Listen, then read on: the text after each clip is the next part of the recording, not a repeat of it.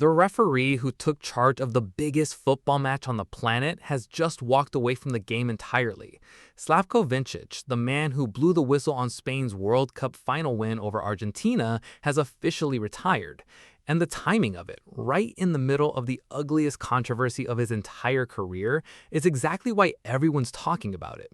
Here's what actually happened, what's actually been confirmed, what's still just speculation, and why this retirement is landing very differently than most referees' retirements ever do. Stick around, because by the end of this, you'll understand exactly why people are connecting dots here that FIFA itself has never officially connected, and whether those dots actually add up to anything. Let's start with who Vincic actually is, because this isn't some anonymous official stumbling into the spotlight for one match. The 46-year-old Slovenian has been on FIFA's international list since 2010, and by the time he walked out at MetLife Stadium for the 2026 final, he'd already built one of the most decorated resumes in the sport. He officiated at the 2022 World Cup, took charge of matches across 4 different European championships going back to 2012, and, maybe most tellingly, refereed the 2024 UEFA Champions League final between Real Madrid and Borussia Dortmund at Wembley, arguably the single biggest club fixture in the world outside a World Cup itself. Before that, he'd also taken charge of the 2022 Europa League final between Eintracht Frankfurt and Rangers. In other words, when FIFA handed Vincic the World Cup final whistle, they weren't gambling on an unknown. They were handing it to someone who'd already proven himself at the very top level, repeatedly, for over a decade, across both club and international football. His career path is genuinely one of the more impressive ones in modern officiating. He started out refereeing matches in Slovenia's own domestic top flight back in 2007, worked his way up through assignments in Romania's Liga 1, Greece's Super League, and the Saudi Pro League, and eventually broke into UEFA's elite group of referees at the end of 2019. From there, he built a body of work that included 72 matches across the Champions League and Europa League combined, a genuinely enormous workload at the highest level of club competition, before FIFA trusted him with his first World Cup assignment in Qatar 2022. And in a strange twist, Vincic's history with this specific Argentina squad actually goes further than the final itself. He was the referee for Argentina's shock group stage defeat to Saudi Arabia back at the 2022 World Cup in Qatar, one of the most stunning upsets in tournament history, a result that sent shockwaves through the whole competition and briefly put Argentina's title defense in serious jeopardy before they recovered to go on and win the whole thing. So the same official who watched Argentina suffer one of their most humbling moments as defending champions 4 years ago ended up being the one standing on the pitch for what became arguably an even more chaotic ending to their World Cup story this time around. It's a genuinely unusual thread connecting 2 of the most dramatic Argentina moments of the last 2 World Cup cycles, back to the same referee purely by coincidence of appointment. Now to the final itself, and why his name is attached to so much of the post-match conversation. Spain beat Argentina 1-0 in extra time, with Ferran Torres scoring the only goal of the match. During that game, Vincic sent off Chelsea midfielder Enzo Fernandez late on for a second yellow card, leaving Argentina to play out the closing stages with 10 men, a genuinely significant call in the context of a World Cup final, and one that shaped how the last stretch of the match played out. It's also worth noting that Vincic drew criticism from a different angle during the match itself, over how he handled a heated exchange between Spain's Marc Cucurella and Argentina's Lionel Messi, with Argentina's camp reportedly unhappy that Cucurella wasn't dealt with more severely under rules FIFA had introduced for exactly this kind of confrontation. So even before the full-time whistle went, his officiating decisions were already generating debate from both sides of the fixture. Argentina supporters felt he'd let Cucurella off lightly, while neutral observers were focused on the tightness of his overall handling of Argentina's physical approach throughout the match. But it's what happened after the full-time whistle that's really defined his final assignment. As Spain's players celebrated their win, chaos broke out on the pitch, Nahuel Molina appearing to strike Spain's captain Rodri, Leandro Paredes grabbing Eric Garcia by the throat before throwing Gavi to the ground, and Argentina's own coaching staff getting pulled into confrontations of their own.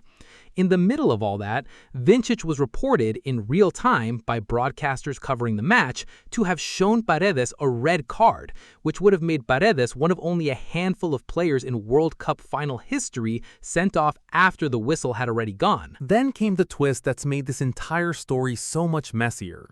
Days later, FIFA confirmed to the BBC that Paredes was not actually sent off at all. The red card that appeared on broadcast graphics in the tournament's own commentator information system had, according to FIFA, been incorrectly displayed and was subsequently removed from the official record. On paper, officially, that card never happened. That explanation caused real anger among people who follow officiating closely. Former FIFA referee Keith Hackett was blunt about it, saying a card that's shown and reported by match officials on the pitch has to go through proper disciplinary channels, not get quietly deleted from the paperwork afterward. It raised an obvious question that's never been fully answered publicly. Did Vincic actually show that card? And if he did, who made the decision to erase it from the record after the fact?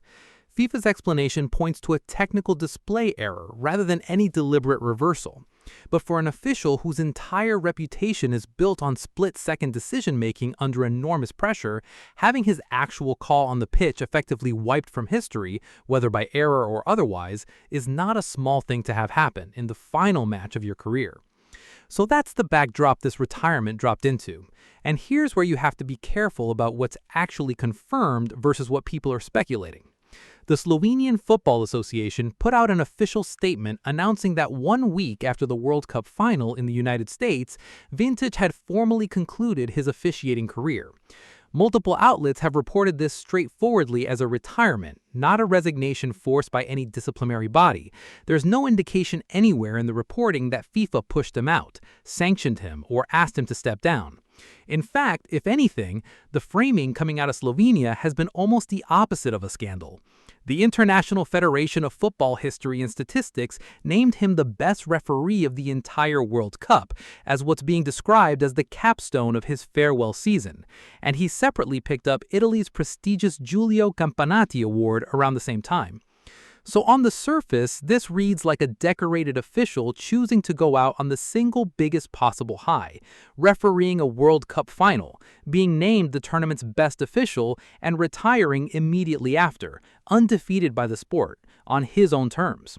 That's a legitimate and honestly pretty common way for elite referees to end their careers. Plenty of top officials have chosen to retire right after their biggest assignment, specifically because there's nowhere left to go afterward. A World Cup final is the literal peak of the profession, and there's an obvious logic in stepping away while you're still standing at the top of it, rather than risking a slow decline in profile afterward. But you'd be missing half the story if you left it there, because the timing here is genuinely unusual, and it's fair to ask questions about it even without alleging anything was forced. This wasn't just any World Cup final. It was a final that ended in a brawl, an investigation, a vanished red card, a leaked letter from FIFA's own president, and 2 competing multi-million signature petitions questioning the integrity of the whole tournament. Vincic's retirement statement landed directly in the middle of all of that noise, not months later once the dust had settled, but within about a week of the final whistle. For an official already facing public criticism over exactly how he handled Argentina's physical approach throughout the match, walking away this quickly, this cleanly, right as FIFA's own disciplinary investigation into the same match is still ongoing, is the kind of timing that was always going to generate speculation, whether or not there's actually anything more to it than a career simply ending at its natural peak. Think about the position Vincic was actually in during those closing minutes. He's the one person on that pitch with the authority to hand out real, immediate consequences in the chaos after the whistle. And by most broadcast accounts, he tried to use it, reaching for what was reported as a red card for Paredes. If that red card really was shown and then erased purely because of a technical glitch, Vincic did his job correctly, and the failure sits somewhere else entirely, inside FIFA's own systems. But if there's more to that story than a display error, the official whose authority was effectively overridden after the fact is exactly the kind of person you'd expect to have strong feelings about how the whole situation was handled.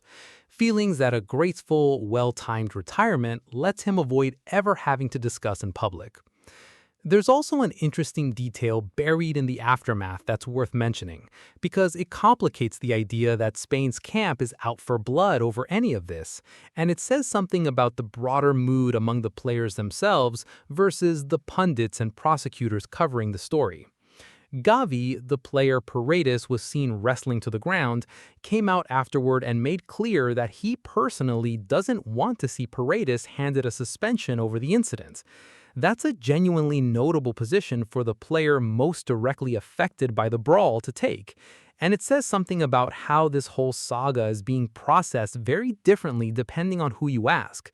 Pundits and prosecutors pushing hard for accountability, outside voices like Keith Hackett calling for lengthy bans, while the actual victim of the most viral moment in the whole controversy is publicly asking for leniency instead. It's a reminder that the loudest voices in a story like this one aren't always the ones who were actually on the receiving end of it. Zoom out, and you can see why Vincic's retirement is getting swept up into this bigger story, even if it turns out to be exactly what it looks like on paper, a respected official choosing to leave the game at the absolute height of his profession. Everything connected to this final has been treated with suspicion since the moment the whistle went.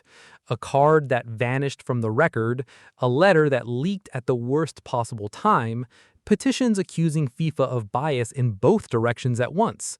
In an environment already this primed for conspiracy, a respected referee's sudden retirement right after his most controversial match was never going to be read as a simple, tidy story, even though, based on everything that's actually been confirmed so far, that's precisely what it appears to be.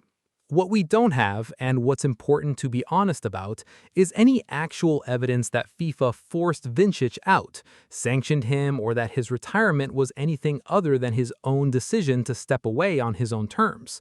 What we do have is a referee who made a real, disputed call in the biggest match of his life. Watch that call get erased from the official record days later under circumstances FIFA has only partially explained, and then announced his retirement before that explanation was ever fully resolved. Those two things can both be true, a genuinely voluntary, well-earned retirement, and a set of unanswered questions about exactly what happened with that red card, without one necessarily proving the other. So where does this leave things? Vincic exits the sport with an outstanding career by almost any measure: a World Cup final, a Champions League final, a Europa League final, and now recognition as the best referee of the entire 2026 tournament. That's about as complete a resume as any modern official can point to, and that this really is nothing more than a decorated career ending on its own highest note, it's a genuinely fitting way to go out. Whether his retirement has anything to do with the pressure surrounding that final beyond simple timing is something only he can really answer. And so far, he hasn't addressed the red card controversy directly in any of the reporting around his departure. FIFA's investigation into the brawl itself continues separately, with no ruling yet on Paredes, Molina, or anyone else involved. The question of what actually happened with that red card, whether it was really just a display error or something else, remains one of the more unresolved threads in this entire saga, and Vincic walking away from the game without commenting on it directly means that particular question might never get a fuller answer from the one person who was standing closest to it when it happened. Sometimes the most honest answer to why now really is simply because there's nowhere higher left to go.